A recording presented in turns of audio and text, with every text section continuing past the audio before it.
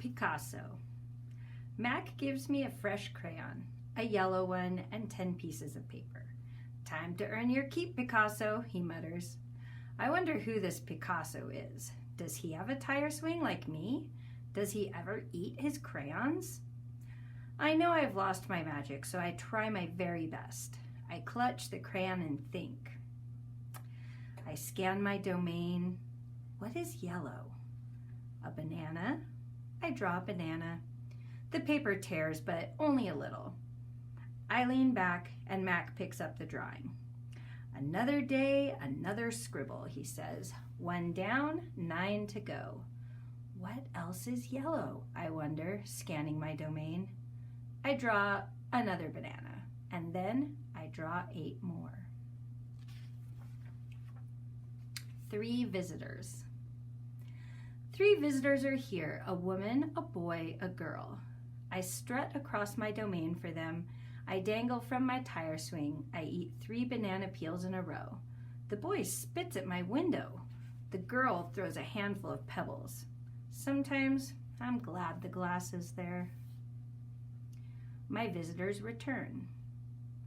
After the show, the spit pebble children come back.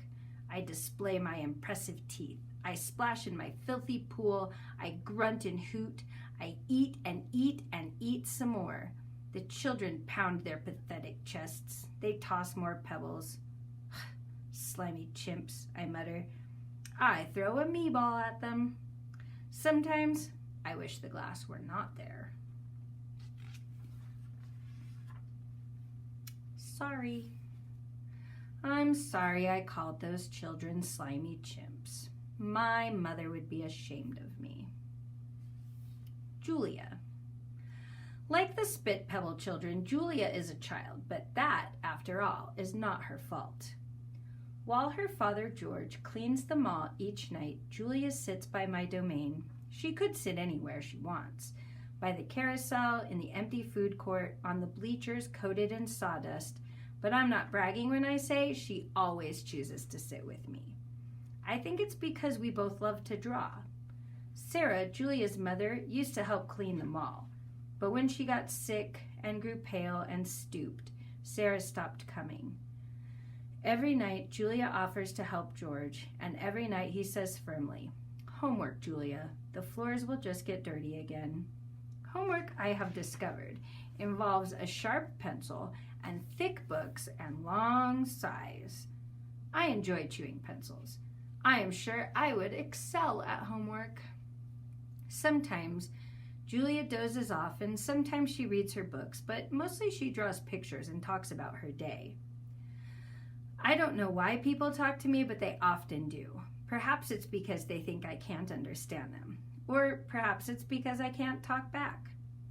Julia likes science and art. She doesn't like Lilia Burpee, who teases her because her clothes are old, and she does like Deshaun Williams, who teases her too, but in a nice way.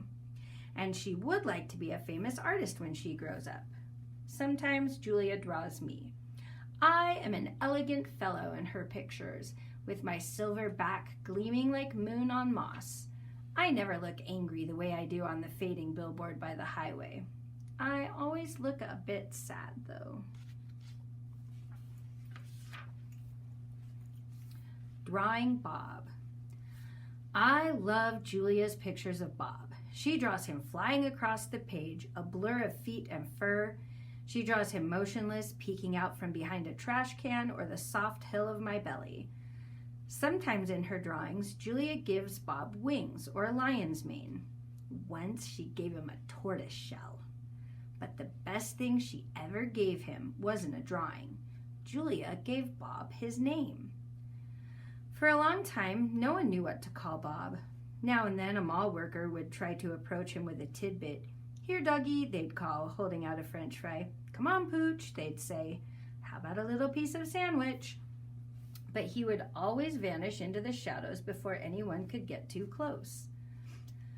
One afternoon, Julia decided to draw the little dog curled up in the corner of my domain.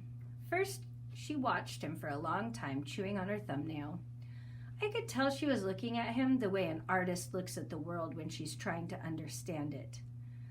Finally, she grabbed her pencil and set to work. When she was finished, she held up the page. There he was, the tiny, big-eared dog. He was smart and cunning, but his gaze was wistful. Under the picture, there were 3 bold, confident marks circled in black. I was pretty certain it was a word, even though I couldn't read it. Julia's father peered over her shoulder. "That's him exactly," he said, nodding. He pointed to the circled marks. "I didn't realize his name was Bob," he said. "Me either," said Julia. She smiled. "I had to draw him first." Bob and Julia. Bob will not let humans touch him. He says their scent upsets his digestion. But every now and then I see him sitting at Julia's feet. Her fingers move gently just behind his right ear. Mac. Usually Mac leaves after the first show, but tonight he is in his office working late. When he's done, he stops by my domain and stares at me for a long time while he drinks from a brown bottle. George joins him, broom in hand, and Mac says the thing he always says. "How about that game last night?" And "Business has been slow, but it'll get better. You'll see. And don't forget to empty the trash." Mac glances over at the picture Julia is drawing. "What are you making?" he asks. "It's for my mom," Julia says.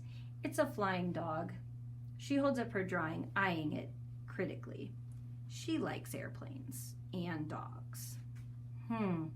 Mac mutters, sounding unconvinced. He looks at George. "How's the wife doing anyway?" "About the same," George says. "She has good days and bad days." "Yeah, don't we all?" Mac says. Mac starts to leave, then pauses. He reaches into his pocket, pulls out a crumpled green bill, and presses it into George's hand. "Here," Mac says with a shrug. "Buy the kids some more crayons." Mac is already out the door before George can yell, "Thanks." Not sleepy. "Stella," I say after Julia and her father go home, "I can't sleep." "Of course you can," she says. "You're the king of sleepers." "Shh," Bob says from his perch on my belly. "I'm dreaming about chili fries." "I'm tired," I say, "but I'm not sleepy." "What are you tired of?" Stella asks. I think for a while. It's hard to put into words. Gorillas are not complainers. We're dreamers, poets, philosophers, nap takers. I don't know exactly. I kick at my tire swing. I think I may be a little tired of my domain. "That's because it's a cage," Bob tells me. Bob is not always tactful. "I know," Stella says. "It's a very small domain."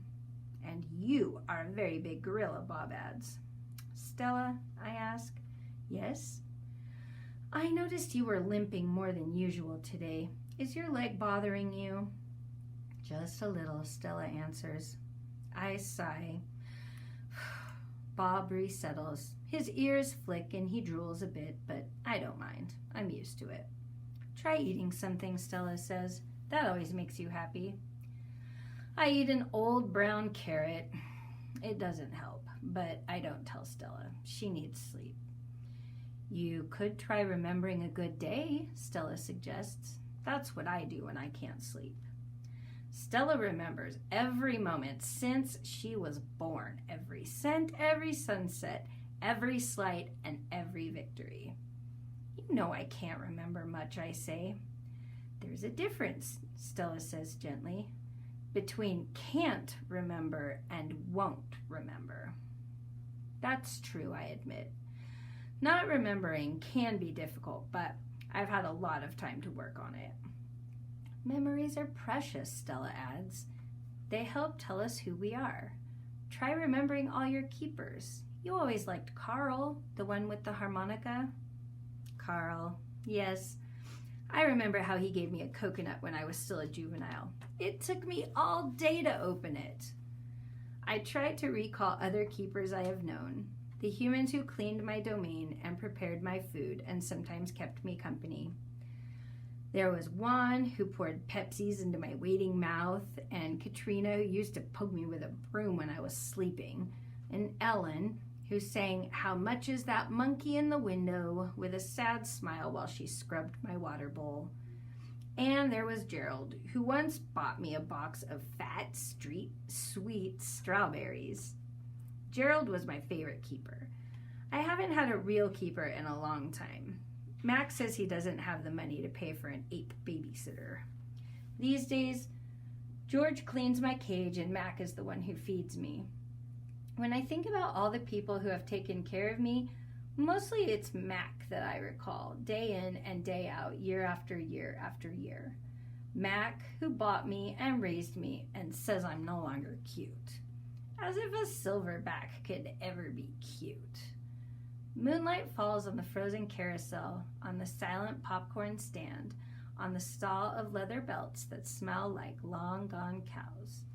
The heavy work of Stella's breathing sounds like the wind in trees, and I wait for sleep to find me. The Beetle. Mac gives me a new black crayon and a fresh pile of paper. Time to work again. I smell the crayon, roll it in my hands, press the sharp point against my palm. There's nothing I love more than a new crayon. I search my domain for something to draw. What is black? An old banana peel would work, but I've eaten them all. Knot tag is brown. My little pool is blue. The yogurt raisin I'm saving for this afternoon is white, at least on the outside. Something moves in the corner. I have a visitor.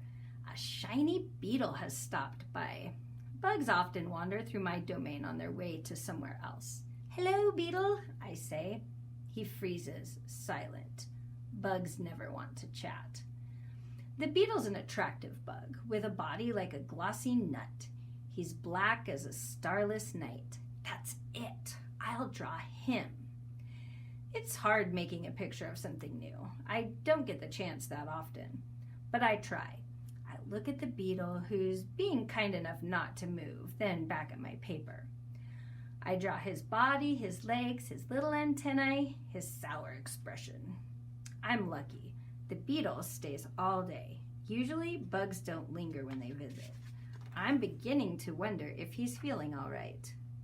Bob, who's been known to munch on bugs from time to time, offers to eat him. I tell Bob that won't be necessary. I'm just finishing my last picture when Mac returns. George and Julia are with him. Mac enters my domain and picks up a drawing. "What the heck is this?" he asks. Beats me what Ivan thinks he's drawing. This is a picture of nothing, a big black nothing. Julia's standing just outside my domain. "Can I see?" she asks. Mac holds my picture up to the window. Julia tilts her head, squeezes one eye shut, then she opens her eyes and scans my domain. "I know," she exclaims. "It's a beetle. See that beetle over by Ivan's pool?" Man, I just sprayed this place for bugs. Mac walks over to the beetle and lifts his foot. Before Mac can stomp, the beetle skitters away, disappearing through a crack in the wall. Mac turns back to my drawings. "So you figure this is a beetle, huh?" "If you say so, kid." "Oh, that's a beetle for sure," Julia says, smiling at me. "I know a beetle when I see one." It's nice, I think, having a fellow artist around.